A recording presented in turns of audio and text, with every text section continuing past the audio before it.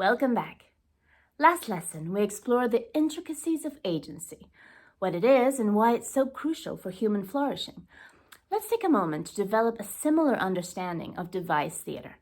Devised theater is an experimental way of collective creation. It's a group of people brought together by an idea and excited to journey into its possibilities for development and expression. Devised theater relies on participants' intuition and cooperative risk-taking. There usually is an instigator of the piece, a trigger, a question, object, space, or theme that wants to be explored, and through a process of improvisation, observation, and creative movement, a text or a narrative begins to appear. Its strength comes from true ensemble work, listening, enjoyment, and embracing the limitations. I first came across the concept of devised theater when I was introduced to theater as an educational tool with the Fundación Medalla in Venezuela. We would go to different low-income or isolated communities all over the country, especially in the Andes region, and go door to door, inviting kids and young adults to join us to do a play together. We would have the support of the community council, and they might lend us a room or a plaza or a basketball court somewhere. And away we went. There was nothing else, just the kids, us, and whatever we could find to recycle into costumes and props. The scarcity of resources was a constant reminder that at the end of the day, all we needed was ourselves. We learned by doing. Through different activities, the children would improvise and let us know the stories they were interested in, the characters they wanted to play, the ways they wanted to participate. We invited them to play, but they would own the process and the final results. After a week of collaboration, creation, and rehearsal, we would invite parents and teachers to come watch. The community celebrated what the children had created together and were often very moved by the performances. Woven within references to fairy tales, current events, and their natural landscape, there lay issues that were buried deep into the children's concerns.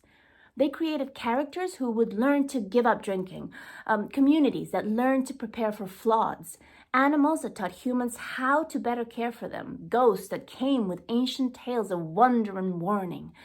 The process allowed them to make visible what they knew and wanted to know in a way that could not be ignored. I am not exaggerating when I say lives were changed through these performances. Over the years, these children grew, and many became leaders in their communities, leading their own workshops or being motivated and supported to go to university to become teachers and journalists. Exploring and creating together gave them an opportunity to truly engage with their own thoughts, hear those of others, encounter obstacles, and ultimately figure it out while catching a glimpse of their true selves in the process.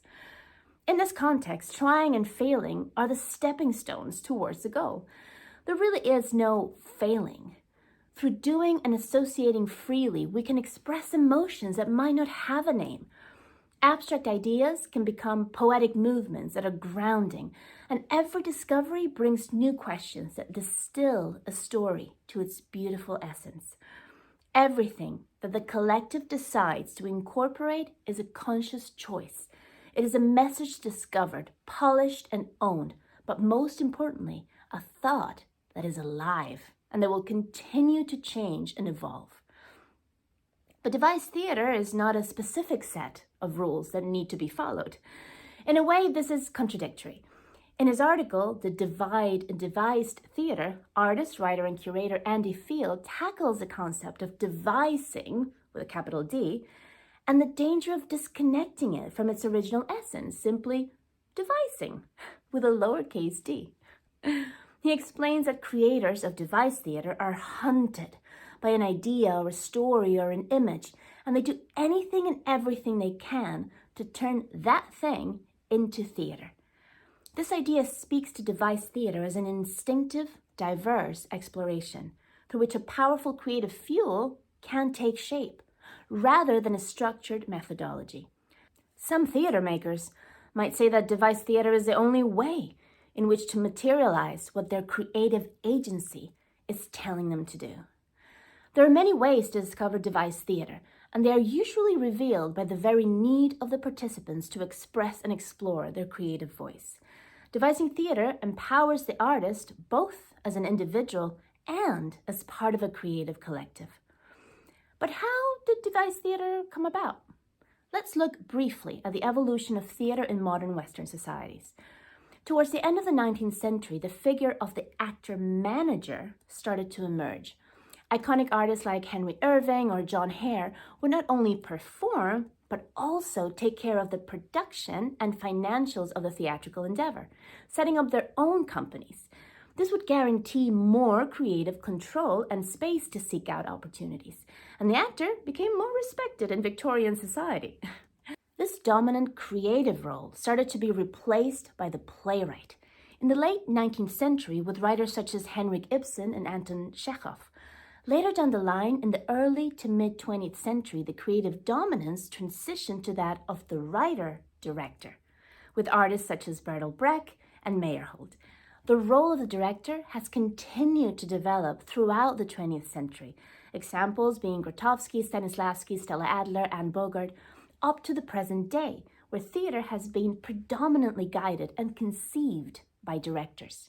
So, in a way, the roles within the theater craft have been gradually merging with each other in a journey that brings the creative process from the start closer to the final executor. The essence of the theater as a place is also transitioned back and forth between a space to showcase a particular actor's talent to a space to explore an idea and communicate a message, to a place where that message can be essentially birthed and not only rehearsed and performed. In other words, where the progression of the work does not necessarily begin with a playwright's idea that's written on a page, which is then picked up by a director who, in collaboration with the actors, manifests it on a stage, but almost reversed.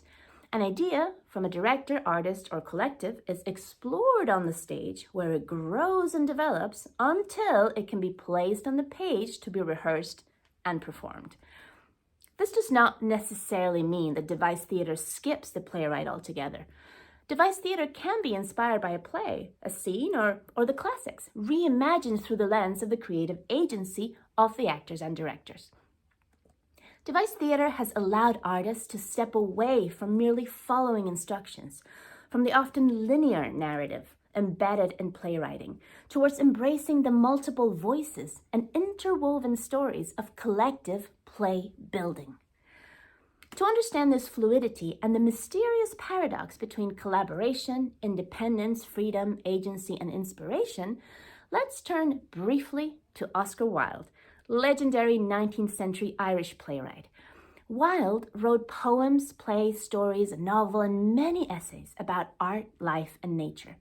One essay, titled The Critic as Artist, powerfully illustrates the importance of art critics and what could be the very essence of devised theater. In it, Wilde vindicates the critical spirit by reflecting that the critic is someone who gives beautiful meanings, connections, and metaphors to others' creations. The critic is capable of transforming the work into something other than itself, equally beautiful and valid in its own right. As Wilde says in the famous prologue to The Picture of Dorian Gray, the critic is the one who can translate his impression of beautiful things in a different way or with a new procedure. This is what he calls the creation within the creation. Following this logic, Wilde concludes that the critic is not only the one who writes about a play, but also the actor who produces her impression of the playwright's creation. For example, the essence of Hamlet exists and comes from Shakespeare's imagination, but the form it takes is a creation of each actor who plays him. They transform poetry into action and give it life through theater, which is an artistic form different from the written poetry of the text. When you think about this in terms of a theatrical production, you can understand that each level of the process is a creation within a creation, or from the creation. The playwright, the director, the costume designer, the prop master, the actor. Each step is a creation, which is brought to life by the temperament and sensibility of each artist involved. Each piece could be perceived, enjoyed, and deconstructed as an artistic product on its own. The writing, the acting, the designing, the beautiful gown, the incredible music. But together, each creative agent engages in critical thinking through each other, reinterpreting and feeding in an eternal loop. Creative agency is an expression of their critical thinking. Something similar happens on the classroom stage. The original content is your script, but the way you teach is your creation. Each response from the students through projects, essays, questions, or expositions is their own creation, a collective expression of many individual processes. So, transferring this notion to the experience of devised theater, we find that the lines and order of the production process are a bit blurred to allow for this fluidity. From the start, each artist involved is using their creative agency, questions, and expressive values and resources to become a critic artist or an artist critic. A critic, understood as Weil describes it, an artist who creates, inspired by art itself, without repeating or imitating it. So, when we devise, we become active art critics. We are inspired by others, we make connections, and we follow the clues of our own expressive values. We mix and match, we think outside the box, we strive to give meaning to shape and shape to meaning. And we do it through teamwork and advancing towards a goal. In her essay, Theater of Knowing, Considering the Pedagogical Spaces in Devised Theater, Mia Perry provides a complete picture of what devised theater is and why it can be such a powerful ally for teachers precisely because of its shared roots with critical pedagogy. The author states that devised theater can provide a space for knowledge in the making because of its focus on experimentation through different strategies. Paulo Freire provides a wonderful link between critical pedagogy and devised theater. He says, knowledge emerges only through invention and reinvention, through the restless, impatient, continuing, hopeful inquiry human beings pursue in the world, with the world, and with others. This process describes the journey of collective creation or devised theater, in which individuals must come face to face with their own subjectivities as well as those of the group. Perry quotes Peter McLaren's work on critical pedagogy and brings forth his concept of the teacher as a liminal servant, a facilitator that, as a devised theater practitioner, negotiates the spaces between ideas, ideologies, borders, in order to encourage the creation of knowledge.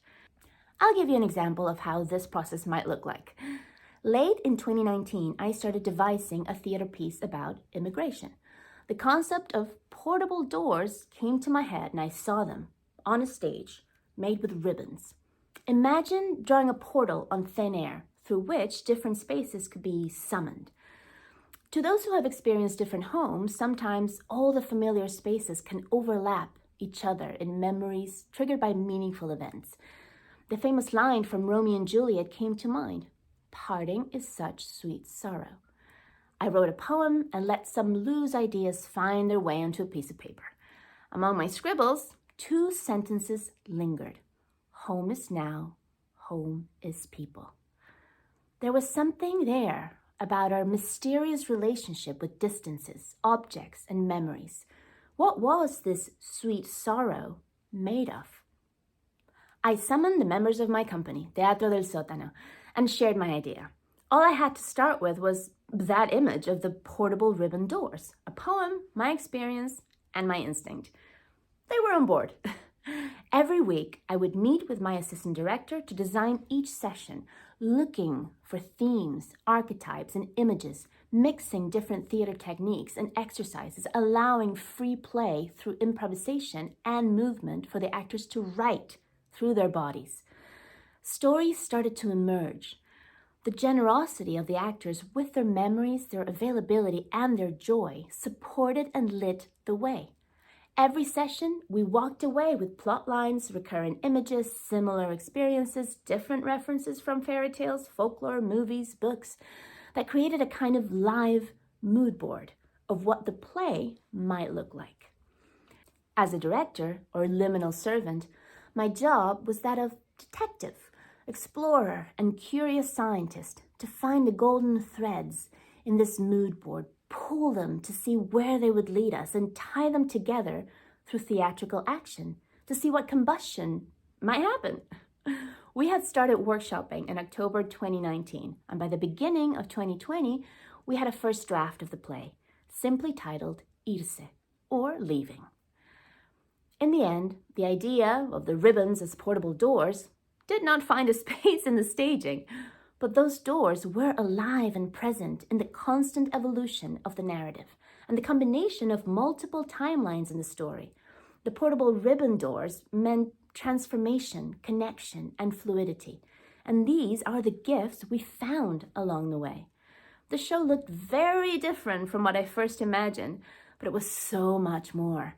A kaleidoscope of everyone's creativity and freedom, different individual agencies that through the collective creation of devising were now impossible to untangle, an achievement both of each individual artist and for the collective. When you look back at each school year, isn't this also how the learning journey looks like? In our next lesson, we will develop this idea and explore all the pedagogical possibilities of using devised theater in the classroom as fuel for agency and creativity. See you next time.